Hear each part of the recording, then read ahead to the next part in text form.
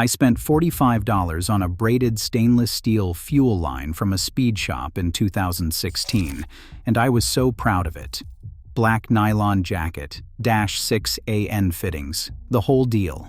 Looked incredible under the hood. Smelled like gasoline for 3 months straight. I checked every fitting, replaced every clamp, crawled under the car with a flashlight more times than I want to admit. Turns out the line was not leaking. The fuel was passing straight through the hose wall like it was not even there. That smell, that phantom leak I could not find, has a name now. The EPA calls it permeation. And the test they use to measure it is one of the stranger things a federal agency has ever dreamed up. Here is what is happening inside a traditional rubber-lined braided fuel line. Gasoline, especially modern gasoline blended with ethanol, migrates through the rubber liner molecule by molecule. Not through a crack, not through a bad seal, through the material itself. The fuel vapor weeps through the hose wall, passes through the braided stainless exterior, and drifts into the air. You cannot tighten a fitting to stop it. You cannot see it. You only smell it, and it drives you insane. PTFE-lined braided fuel line can last 10 or more years and resists all modern fuel blends. Rubber-lined braided fuel line starts degrading within 3 to 5 years when exposed to ethanol blends. The production car industry figured this out over a decade ago and stopped using rubber fuel hose entirely. The aftermarket took a bit longer to catch on. So, how does the EPA actually measure this invisible weeping? Under 40 CFR, Part 1060, the procedure works like this.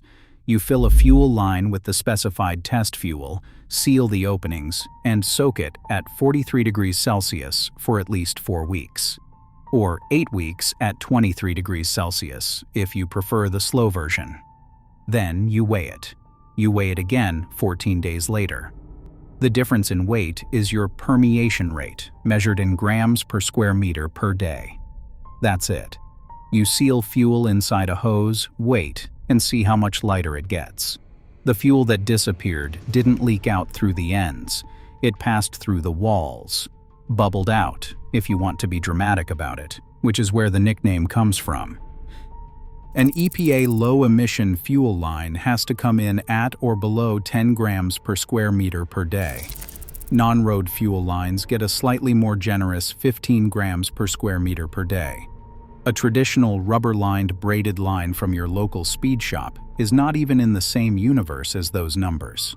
Continental makes a SAE J30R9 fuel injection hose that is CARB-approved, with a maximum permeation of 15 grams per square meter per day at 104 degrees Fahrenheit. That hose has the SAE standard printed right on the side. Industry guidance from Underhood Service magazine puts it bluntly. If a hose does not have an SAE J30 standard printed on the side, do not install it into a fuel system. Between fiscal year 2020 and 2023, the EPA finalized 172 civil enforcement cases under the Clean Air Act tampering provisions, collecting $55.5 million in penalties. In January 2025, Meyer Distributing settled for $7.4 million over allegations it sold tens of thousands of aftermarket emissions tampering devices. Thoroughbred Diesel paid $1.25 million in June 2024. PPEI and its owner Corey Willis were hit with $1.55 million in criminal fines, plus another $1.55 million in civil penalties. Willis received 3 years of probation, the first 10 months served under home detention.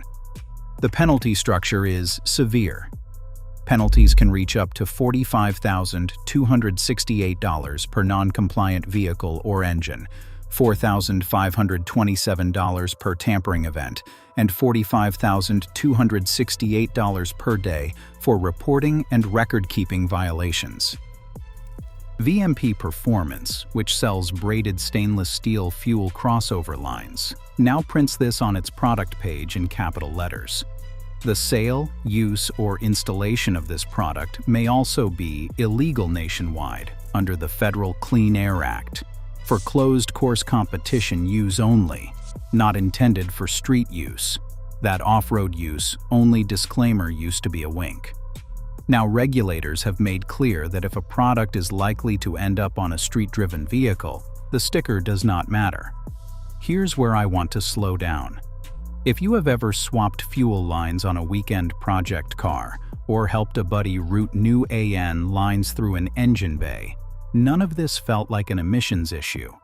It felt like a reliability upgrade, better fittings, braided protection, a cleaner look.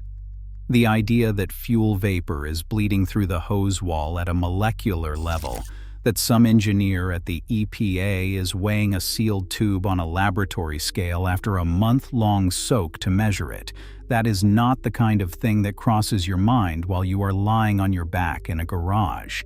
But the regulation does not care about intent. It cares about grams per square meter per day.